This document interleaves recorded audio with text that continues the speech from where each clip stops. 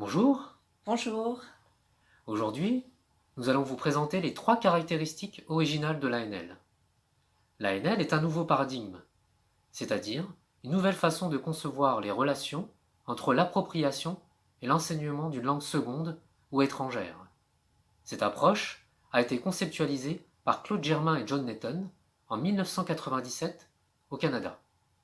Au Canada, elle est principalement destinée à un public préadolescent et adolescent de la fin du primaire jusqu'à la fin du secondaire, pour l'enseignement du français langue seconde. Elle est également destinée à un public adulte, pour l'apprentissage de l'espagnol et des langues autochtones.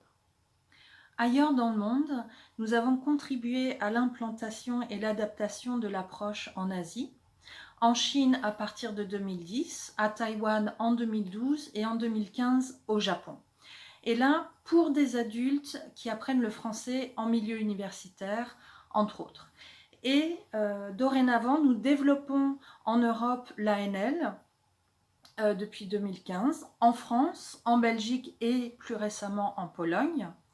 Et un des développements récents plus spécifiques qui nous intéresse, c'est le développement et l'adaptation de l'enseignement-apprentissage avec l'ANL pour un public d'adultes et d'adolescents primo-arrivants, peu ou pas alphabétisés.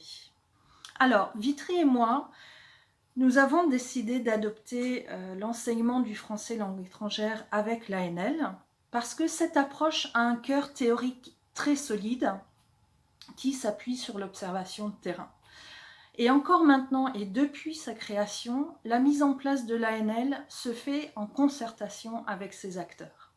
C'est pourquoi elle fournit des outils et des stratégies d'enseignement efficaces et motivants. Quelles sont ces 3 caractéristiques originales de l'ANL?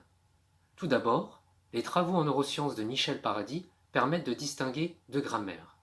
Une grammaire interne, qui désigne des régularités statistiques fréquentes et qui relève de la mémoire procédurale. Elle est constituée de l'habileté à communiquer de manière spontanée, tant à l'oral qu'à l'écrit, tandis que la grammaire externe désigne des règles formelles et relève de la mémoire déclarative. Elle réfère aussi à des mécanismes spécifiques à l'oral, tels que la correction entre pairs ou l'autocorrection. Les concepts d'aisance et de précision qui en découlent permettent aux apprenants de s'exprimer de manière fluide et correcte. Et puis, l'ANL est fondée sur une conception de la pédagogie de la littératie qui est spécifique à la langue seconde, langue étrangère.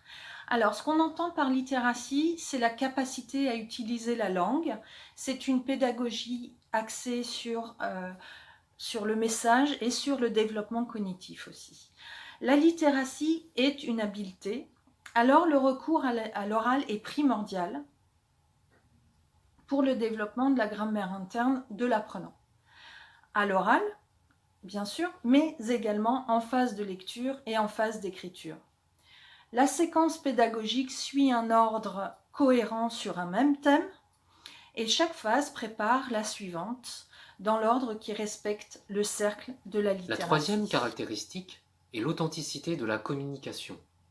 Elle a partie liée non seulement avec le vécu et l'expérience de l'apprenant et de l'enseignant, mais également avec la transmission par l'apprenant de son propre message et de son point de vue personnel, contribuant ainsi à bâtir sa propre vision du monde.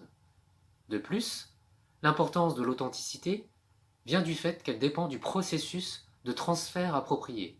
En effet, selon Segalowitz, le cerveau enregistre ses données de manière contextuelle. Et comme le souligne Paradis, lorsqu'il s'agit d'un message authentique, le système limbique a beaucoup plus de chances d'être activé.